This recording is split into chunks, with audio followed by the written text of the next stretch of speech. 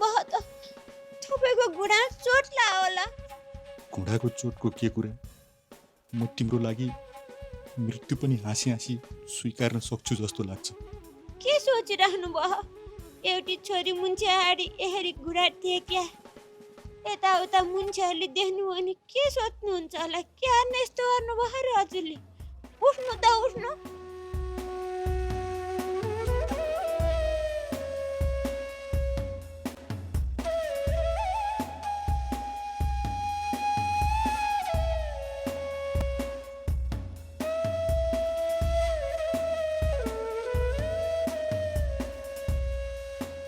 तपाईँमा त धेरै परिवर्तन आएछ।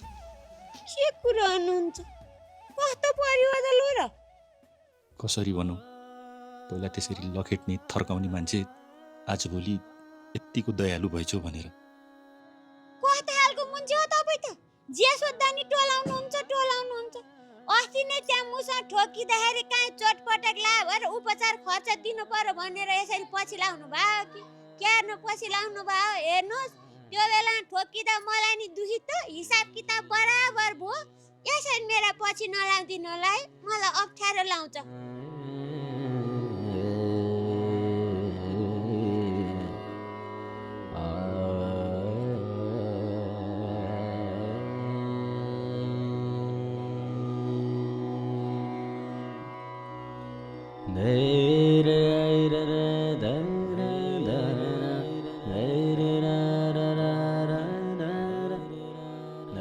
उनको बारेमा केही बुझ्न खोज्दैछु, तर उनले मलाई गलत बुझेर गइन्।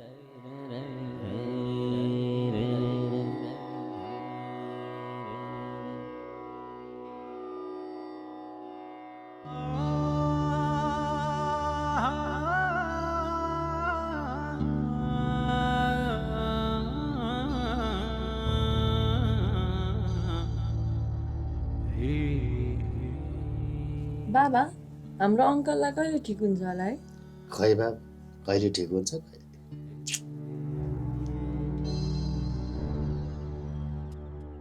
बाबा, अङ्कल त ठिक हुनुहुन्थ्यो त, सडनली अङ्कललाई के भयो? के हो न बाबु, रिस घमण्ड, रिसले मान्छेलाई सिद्ध्याउँछ भन्छन् नि, हो यस्तै हो। तेरो मन पनि रिसाइ गर्छ, कुन दिन यस्तै हुन्छ। तर बाबा, मम्मी त पहिल्यैदेखि रिसाउनुहुन्थ्यो, तर मम्मीलाई कहिले पनि अङ्कलको जस्तो भएको छैन। फेरि अङ्कललाई नै चाहिँ किन यस्तो भयो?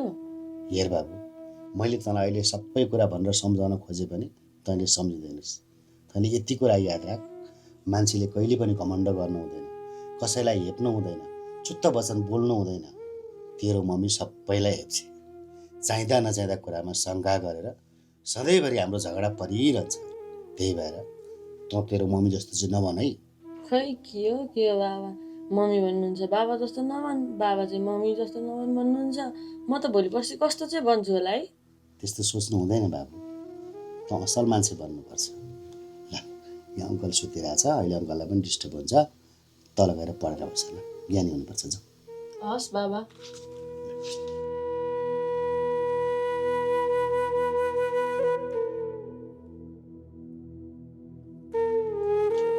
दर्शकवृन्द, आज म कुरा गरिरहेको छु भुन्टी ब्याग 305 को साथीहरू। हेर्नुहोस्, आज मलाई स्कुल ड्रेसमा म कुरा गर्दैछु भुन्टी ब्याग 305 को। तपाईँहरूले 4 को अगाडिको क्लिप त हेरिसक्नु भएको होला साथीहरू। जसरी नै भद्र आफ्नो बाटोबाट हिँडिरहेका हुन्छन्, त्यति बेला उनलाई एक्कासी भुन्टी देखिन्छन् साथीहरू। अनि उनले भुन्टीसँग, भुन्टी मलाई चिन्यो, म भद्र भनेर भन्छन्। अनि भद्र पनि भन्छन्। अनि के हो, मैले त हजुरलाई चिने भनेर भन्छन्। अनि साथीहरू, अब हामी कुरा गर्दैछौँ अब भुन्टी ब्याग 304 मा भएको केही कुराहरू, अनि त्यसपछि 305 मा आउने कुराहरू साथीहरू। जसरी नै भुन्टी ब्याग 304 मा भने भद्रले भुन्टीलाई भेटेर आफ्नो मनका कुराहरू भन्छन्। तर साथीहरू, भुन्टीले भने भद्रले भनेको कुरा एक्सेप्ट गर्दैनन् साथीहरू, रिजेक्ट गरिदिन्छन्।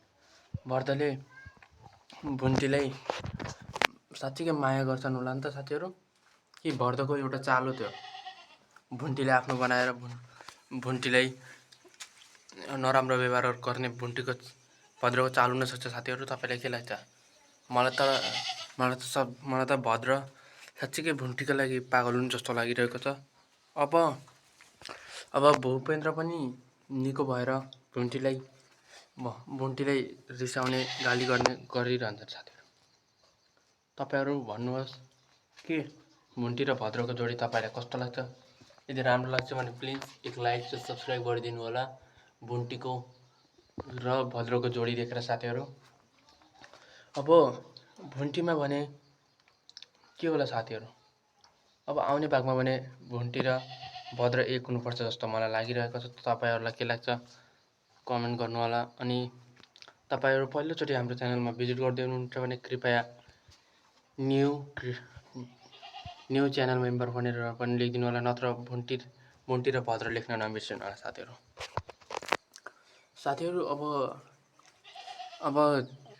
अब त्यो त भुन्टी र भद्रको कुरा त परै गयो। अब हामी कुरा गरौँ भुवन र भूपेन्द्रको कुरा साथीहरू। जब भूपेन्द्र आफ्नो बेडमा सुतिरहेका हुन्छन् आरामसँग साथीहरू, त्यति बेला भुवन जान्छन् र आफ्नो भाइलाई हेर्छन् साथीहरू। अनि भन्छन् कस्तो छ तँलाई भनेर अनि भन्छन्।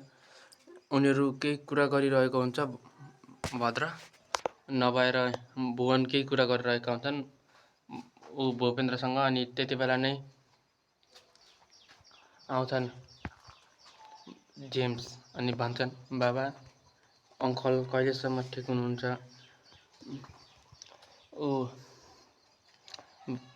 मामु त जहिले पनि तपाईँलाई नराम्रो व्यवहार गरिरहनुहुन्छ भनेर भन्छन् साथीहरू।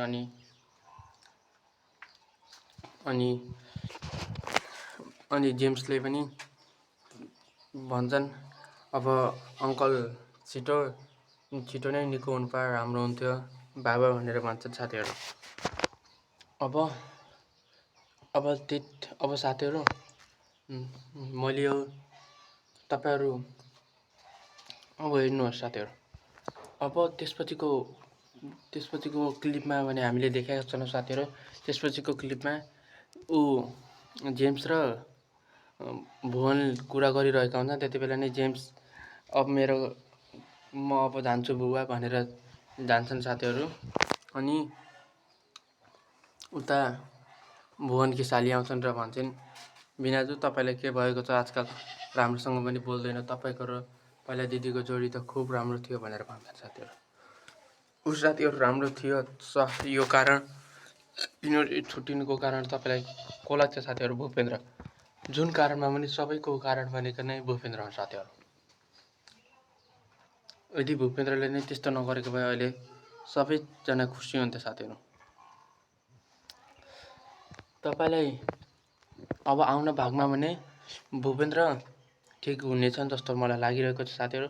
यदि भूपेन्द्र ठिक भए पनि उनले भुन्टीले तिरेको गुण उनले बिर्सि जानेछन्। अनि तिरेको गुण बिर्सि जान्छन् र उनी जेरीका नै हुन सक्छन् साथीहरू। उता जेरी पनि भूपेन्द्रलाई आफ्नो बनाउनका लागि सोचिरहेकी छन्। त्यो मैले नगरेको चिज त त्यही भुन्टीले गरी। अब त्यो त भुन्टीकै हुने हो जस्तो लागिरहेको छ मलाई। यो भूपेन्द्र त मलाई कति माया गर्थ्यो, आफ्नो श्रीमतीलाई समेत डिभोर्स दिन चाहन्थ्यो भनेर उनले भनिरहेकी हुन्छन्।